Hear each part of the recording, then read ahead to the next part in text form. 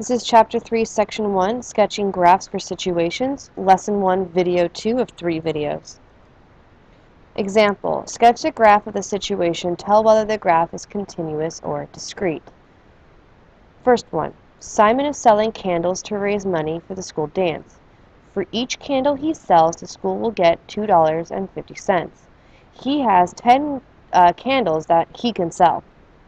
So the first thing that you want to do is start by making a little bit of a graph.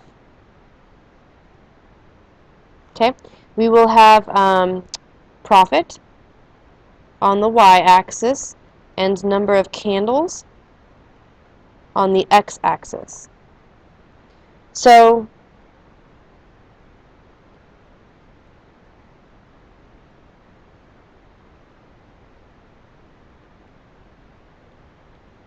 the x-axis is going to go by ones, and the y-axis is going to go by $2.50. So after $2.50 would be $5, and then $7.50, and so on and so forth. What you need to understand about this graph is he's selling candles.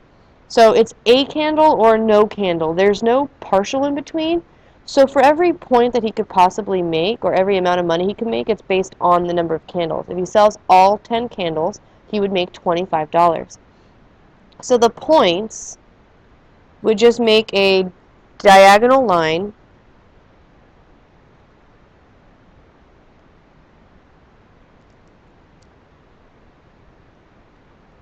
going up the graph, and you would have 10 dots. So this graph, because of that, would be considered discrete. Discrete means that it's just distinct points. Discrete consists of individual distinct points. Okay, so you're not going to connect the dots.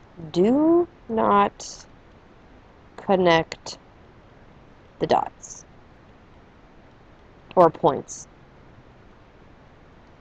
Okay, if you connect the points, then you're going to have a continuous graph. So discrete is a bunch of dots, continuous is a line. So the next one says Angelique's heart rate is being monitored while she exercises on a treadmill. While walking, her heart rate remains the same. So again, as we start this graph, we will have time on the x, and we're going to have her rate on the y. So as she's moving at first, her pace is going to remain constant.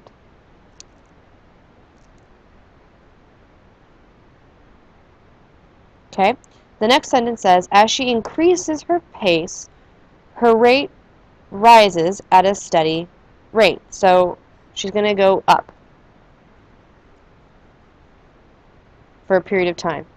Then it says when she begins to run, her rate rises more rapidly, and then remains the same or at a high while she runs for a little bit. And then it says as she slows down, so does her heart rate until it returns to normal. So after a while it's going to slow down, and then it's going to return to normal. So that would be the graph that best represents that set of sentences. Now, the fact that these are a bunch of lines connecting would make this continuous. Oops.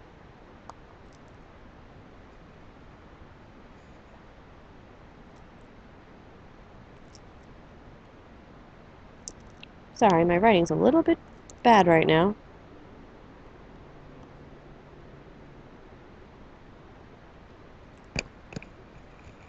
And a graph is continuous when its connecting lines are a curve.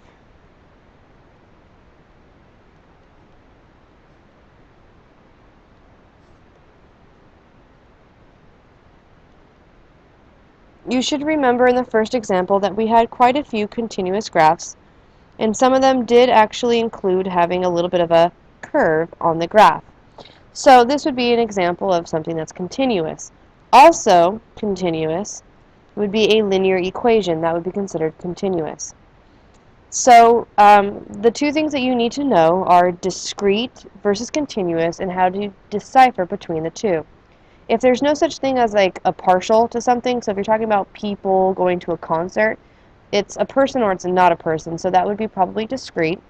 And then continuous would be something like how many miles you're going to go over a tank of gas. So that would be considered continuous because, there's decimals that would be involved.